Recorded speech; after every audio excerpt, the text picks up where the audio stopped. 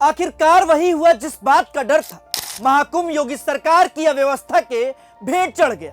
प्रयागराज के संगम तट पर भगदड़ मच गई और इस भगदड़ में दर्जनों लोगों की जान चली गई। दर्जनों लोग घायल हैं, दर्जनों लोग लापता हैं, लेकिन सच छुपाया जा रहा है। प्रशासन की तरफ से मरने वालों और घायलों की सटीक जानकारी नहीं दी जा रही। लेकिन सवाल उठता है कि आखिर अब कौन सा सच छुपाया जा रहा है।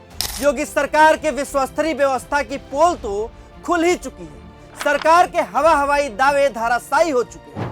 सरकार के ऐतिहासिक आयोजन की नाकामी दुनिया देख चुकी है।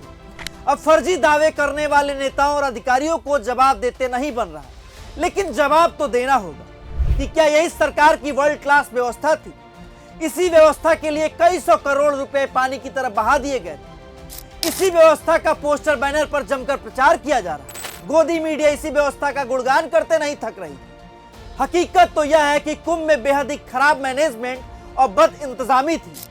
आम लोग लगातार इसके खिलाफ आवाज उठा रहे थे, अपना दुख और दर्द बता रहे थे, लेकिन उन्हें सुनने वाला कोई नहीं था। लेकिन इन आम लोगों को कहां पता था कि इस गूंगी बहरी सरकार तक अपनी आवाज पहुंचाना मुमकिन नहीं है। इस सरकार तक यह आवाज नहीं पहुंच पाएगी। उन्हें कहां पता था कि मरने वालों से हुक्मरानों को कोई फर्क नहीं पड़ता। 4 बजे से कोई व्यवस्था नहीं और इतने पुल बने, 30 पुल बने। 30 पुल की ये व्यवस्था है कि मैं 4 बजे से घूम रही हूँ, मेरी 15-20 किलोमीटर गाड़ी खड़ी हुई है। थोड़े आगे जाइए भाई, वीआईपी क्यों जा रहा है? क्या वो इंसान है? हम इंसान नहीं है क्या? ऐसी कई आवाजें आज खामोश हो चुकी, लेकिन सवाल उठता है कि सरकार की नजर में आम लोगों के जीवन का कोई मोल है भी या नहीं।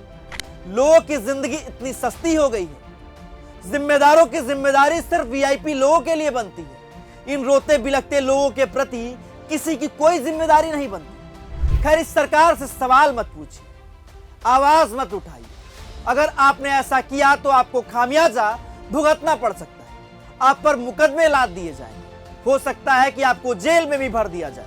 इस घटना के बाद भी सीएम योगी ने कहा है कि कोई भी नकारात्मक बात मत फैलाइए, क्योंकि इसका खामियाजा भुगतना पड़ सकता है। कह रहे हैं कि हालात काबू में, लेकिन ये नहीं बता रहे हैं कि कुल कितने लोगों की मौत हुई, कितने लोग घायल हैं, कितने लोग लापता हैं।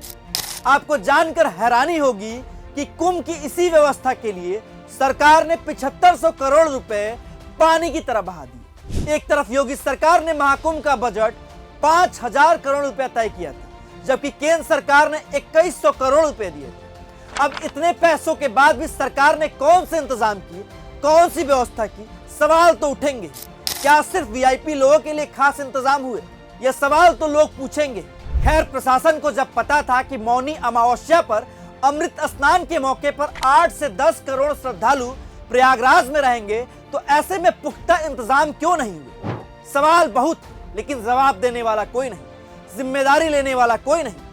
आप सरकार की नाकामी पर सवाल मत उठाइए, नहीं तो आप देशद्रोही करार दिए जाएंगे। वो कहते हैं ना कि लश्कर भी तुम्हारा है, सरदार तुम्हारा है, तुम झूठ को सच लिख दो, अखबार तुम्हारा है। इस दौर में फरियादी जाए तो जाए कहाँ?